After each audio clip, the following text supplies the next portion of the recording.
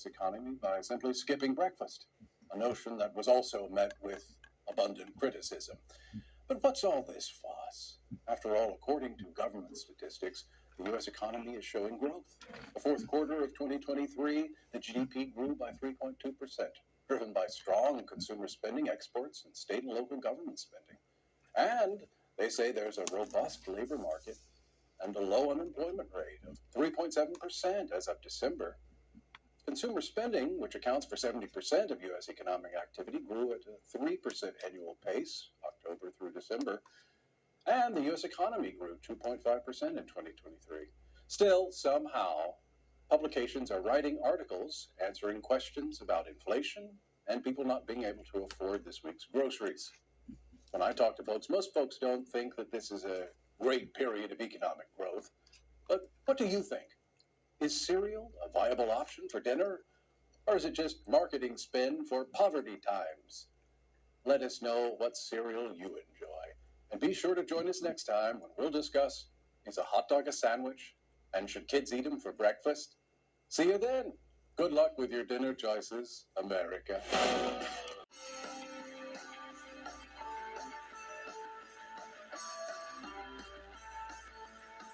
I'm Steve Harrison, and this is The Righteous Walk.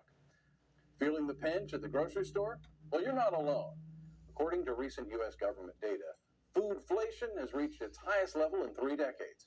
In 2022, households spent more than 11% of their disposable income on food, a figure not seen since 1991. The cost of food is now 25% higher than it was in 2019. The latest Consumer Price Index numbers indicate foodflation will continue to be a concern for the foreseeable. While some argue that companies are taking advantage, other factors are also at play, including higher labor costs, increased input prices, rising energy and transportation costs. But despite these challenges, President Biden has pointed to deflation in other sectors, such as laundry appliances and TV, as evidence that inflation is not as bad as they say. The Treasury market remains strong, despite expectations of lower interest rates. The benchmark 10-year yield is above 4.3%, while the 2-year yield has risen to 4.7%, and the 30-year yield has topped 4.4%. As the U.S. government faces a deteriorating fiscal situation, higher for longer interest rates, and above-trend inflation, the bond market has become a leading event for Wall Street, and many investors are closely watching these auctions and adjusting their strategies accordingly. The U.S. national debt has now surpassed $34 trillion. That's a new record, and since January 2nd, the debt has increased by $342 billion. This rapid rise in debt is a cause for concern, as it took the U.S. around 200 years to accumulate its first $1 trillion in the red.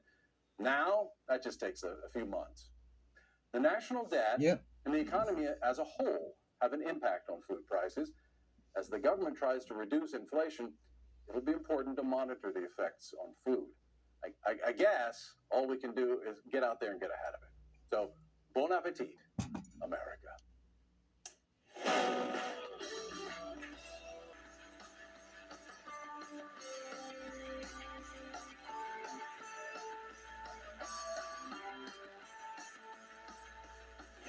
Well, it was shocking for us all to see the catastrophe in Baltimore when a massive cargo ship called the Dolly slammed into the Francis Scott Key Bridge, causing it to collapse into the water.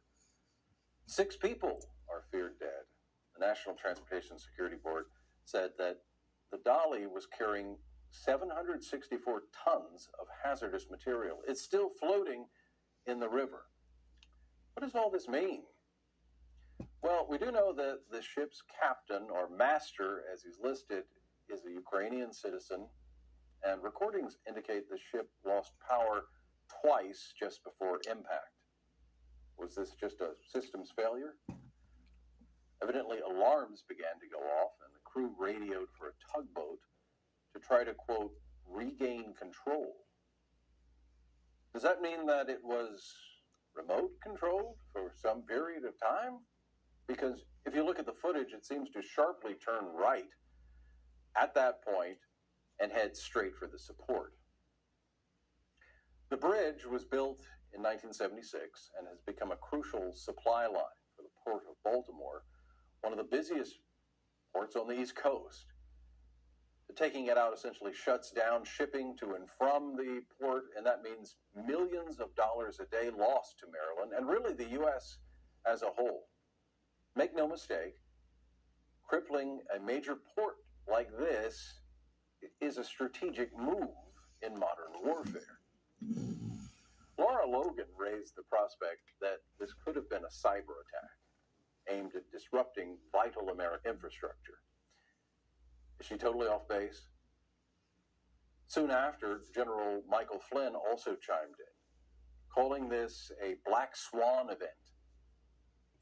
Are they reading too much into a freak accident, or does the precise, devastating nature of this incident point to calculated aggression? If it was an attack, who is responsible? Are we at war? I'm not jumping to any conclusions, but the bridge disaster seems more like a military maneuver than a random collision, doesn't it? Let us know your thoughts in the comments. I mean, whether it's gross ineptitude or sabotage, the economic fallout alone helps American enemies. And while they say it may take months or even years, I think we should probably get to the bottom of it sooner rather than later. Thanks for watching. Sharply turn right at that point and head straight for the support.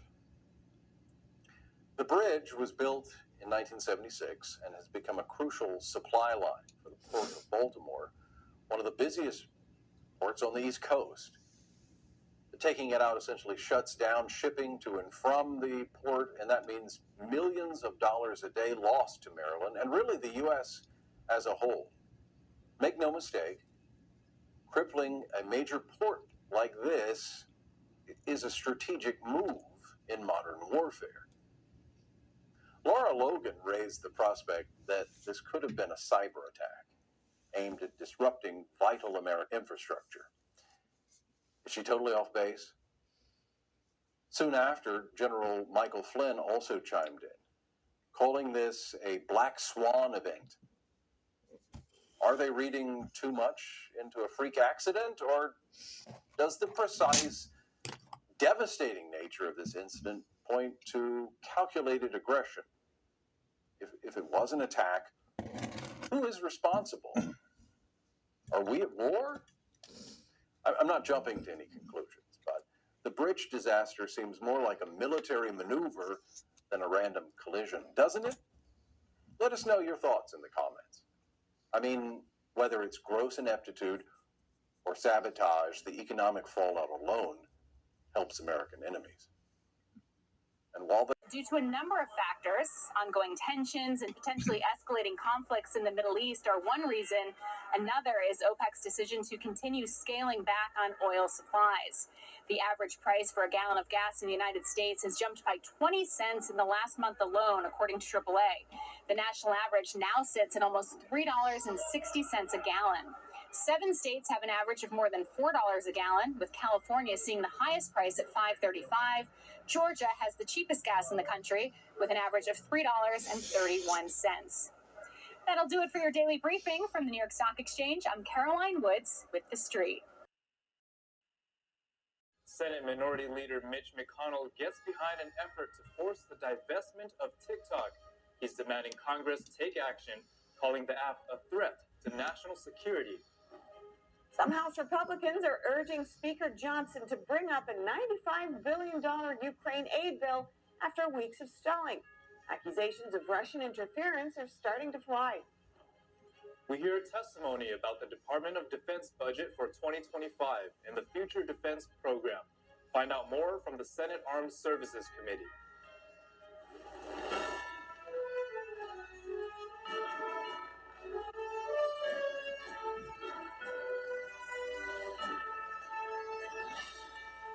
This is NTD News Today, live from our NTD Global Headquarters.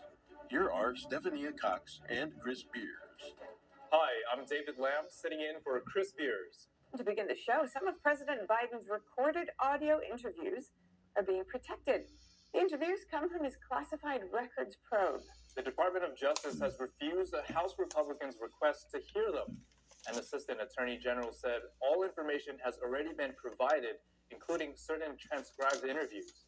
Special counsel Robert Hur said Biden cooperated with his investigation and decided not to charge him for taking classified documents after leaving the vice presidency in They're protecting 2017. Biden. Hur said a jury would likely not convict Biden, who would present himself as an elderly man with poor memory. House Oversight Chair James Comer reacted, pledging continued efforts from House panels to get the information. Comer stated Americans demand transparency from leaders, not obstruction. He promised a response to the Justice Department soon. House Republicans have threatened to hold Attorney General Merrick Garland in contempt if the department doesn't hand over all the records they seek. An update in the Hunter Biden tax evasion case. The judge has ruled there were problems in Biden's request to submit more material to support his arguments to dismiss the case. The judge says that the first son's approach had multiple shortcomings in addition to submitting the filing late. Those include failing to schedule a hearing for the motion, not outlining the legal standard, and failing to justify the need for supplemental material. The judge also says Hunter Biden had the chance to present arguments during a 3-hour hearing, but failed to do so adequately. Ultimately, the judge stated that submitting further materials would not change the decision to deny the motions. Hunter Biden's legal team had previously submitted 8 motions to dismiss, arguing political pressure and immunity from a previous plea deal. They were all rejected. And now an update on the criminal proceedings against former President Trump. A New York appeals court judge rejected Trump's request to delay his so-called hush money criminal trial. Here's more on the story. An anonymous diplomat and other sources told multiple outlets the U.S. proposal made in Cairo over the weekend calls for the exchange of 900 Palestinian prisoners, many with life sentences. In past negotiations, the number was around 700. Hamas would have to release around 40 hostages in the first phase of a 3-stage, 6-week ceasefire deal. The anonymous diplomat said the U.S. proposal asks that civilians sheltering in the south be given unrestricted access back into northern Gaza. He said Israel insists on security inspections for people moving north, a sticking point in talks. Mediators have been trying for months to broker a deal. A Qatari representative told the BBC he was optimistic on the state of talks. Without giving details, he said the proposal bridges the gap, but was far from the last stretch of talks. An Egyptian state media, citing a senior Egyptian source, said Hamas and Qatar delegations left Cairo Monday after all parties agreed on basic points, to return in 2 days to agree on terms of a final agreement. Israeli Prime Minister Netanyahu said Monday he was up to date on negotiations and declared he'd set a date to send troops into Rafah. Today I received a detailed report on the talks in Cairo. We are constantly working to achieve our goals, primarily the release of all our hostages and achieving a complete victory over Hamas. This victory requires entry into Rafah and the elimination of the terrorist battalions there. It will happen. There is a date. State Department spokesman Matthew Miller says the U.S. has told Israel it believes a full-scale operation in Rafah would have an enormously harmful effect on civilians and ultimately hurt Israel's security. We have made clear to them that we think that there is a better way to achieve what is a legitimate goal, which is to degrade and dismantle and defeat the Hamas battalions that still remain in Rafah. Around 1.4 million Palestinians are sheltering in the border city with Egypt. Miller says over 300 aid trucks entered Gaza on Sunday, the highest number in a single day since the war began. He says the daily number needs to continue to grow and be sustained. Our hope is that by later this week, 350 trucks will enter Gaza each day, and we are working hard across the United States government to make that happen. We also welcome the announcement that the IDF is establishing a coordination unit for deconfliction as a direct contact point with the humanitarian community. The Hamas-run Gaza Health Ministry says over 33,000 Gazans have died since the war started. It doesn't differentiate combatants.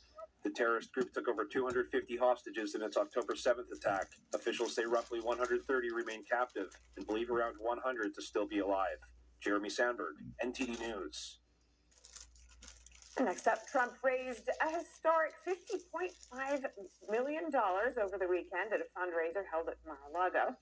This is double the amount Biden raised at a star-studded fundraiser held in New York City at the end of last month.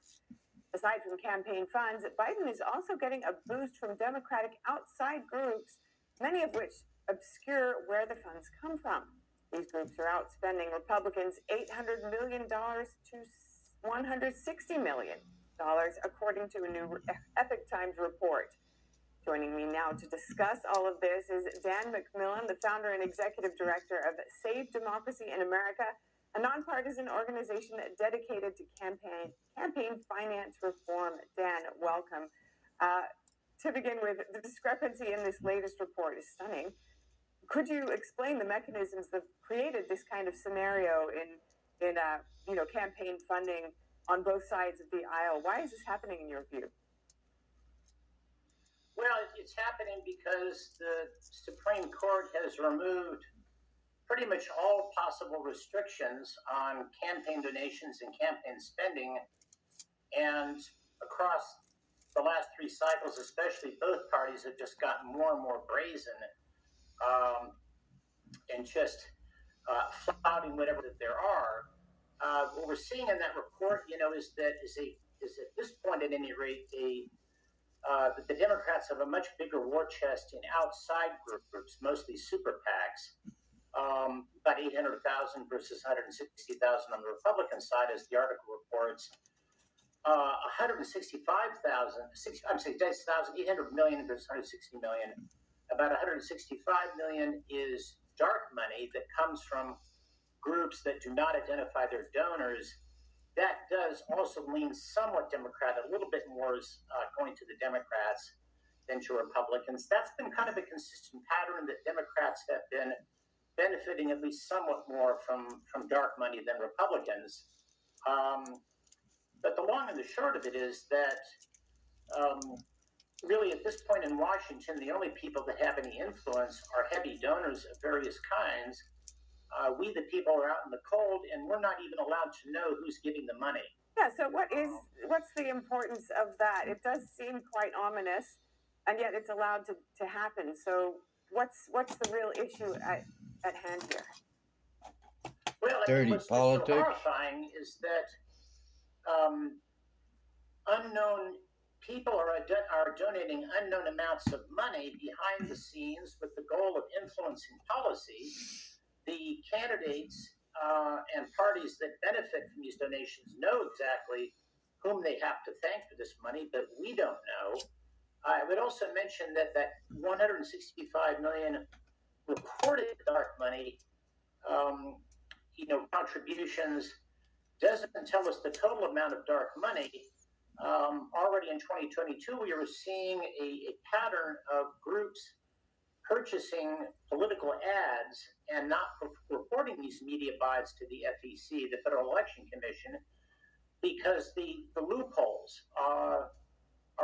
there's so many loopholes. For example, digital advertising, pretty much as long as you don't say explicitly vote for this candidate or vote for that candidate, but instead just attack a candidate or support, you don't even have to report that ad spending to the Federal Election Commission. And so we don't know how much. It could easily be many hundreds of millions of dollars of dark money is being spent, and we won't even know how much less who it comes from. Right, and we did see in that Epoch Times report, one of the large groups is dedicated just to attacks on others opposing the Democrats. So that is something worth paying attention to. In terms of the gap itself in funding for the campaigns, what's the significance of that, and how can Republicans even the score, would you say? Well, I think that what happened in the Republican primary was that the larger part of the party's heavy donors, you could call it the U.S. Chamber of Commerce wing of the Republican Party, they put their chips first on Ron DeSantis and then on Nikki Haley. They hoped for a Republican candidate, but not Donald Trump. But once Trump has effectively, clinched the nomination, those donors are now falling in line behind him. Is it possible that some will remain holdouts and sort of be never Trump Republicans all the way down to the end? That's impossible to predict. I'm skeptical. I still think most of these donors apparently will much prefer President Trump over any Democrat. And the other point is that even with a substantial funding disparity, President Trump has an advantage that's distinctive to him, and that is his ability to get free media, as we call it, or earned media. That is to say, that he gets, for example, in 2016, Hillary Clinton outraised and outspent him 3-1, but he got, we estimate, $1 billion. Okay, and so in some sense, because he's good television. it's not all about the money. So that's an interesting note to It's finish all on. entirely about the money, but not 100% always. Right. All right. Well, thank you very much for this. Dan McMillan, founder and executive director of Save Democracy in America. Appreciate it. With 70% of the vote, but it's been stalled for weeks in the House. Some Republicans have made claims of foreign interference. Among them, House Foreign Affairs Committee Chair Michael McCaul and House Intelligence Committee Chair Mike Turner. They accuse opponents of Ukraine aid of being influenced by Russian propaganda. Ukraine's President Volodymyr Zelensky, meanwhile, says Ukraine will lose the war if the U.S. does not approve military aid. Senate Minority Leader Mitch McConnell is backing efforts to force TikTok's divestment from its Chinese regime-linked parent company. The Republican leader says it's urgent that a bill is passed to take one of Beijing's favorite tools of espionage off the table. McConnell says TikTok is a national security threat with an algorithm that pours gasoline on alarming trends. He pledged his support for common-sense bipartisan steps. The House voted overwhelmingly last month to give TikTok's owner ByteDance about 6 months to divest its U.S. assets or face a ban in U.S. app stores. Other bills are being floated in the Senate that would address the Chinese-owned app, including one from Senator Josh Hawley for an outright ban. Hawley welcomed McConnell's support, but said he thinks the chances are less than 50-50 that a strong bill would make it to a vote. Senator Hawley says his bill to ban the app sends a message to communist China that Congress cannot be bought. Potential scandals in the Coast Guard. A congressional inquiry found Coast Guard leadership illegally used non-disclosure agreements to prevent sexual abuse victims from reporting alleged abuse. The inquiry focused on sexual misconduct at the prestigious Coast Guard Academy. Texas Senator Ted Cruz is a ranking member of the committee that looked into the Coast Guard's actions. He spoke out about the findings in a letter to the head of the Coast Guard, Admiral Linda Fagan. And he said that the use of NDAs appeared to be part of a years-long effort to hide information about sexual assaults at the Academy. The Coast Guard said the agreements were not meant to silence victims. A statement said the NDAs were used to protect the integrity of the investigation and protect victims and witnesses' privacy. A Louisiana bill called the Women's Safety Protection Act advanced out of a state house committee yesterday.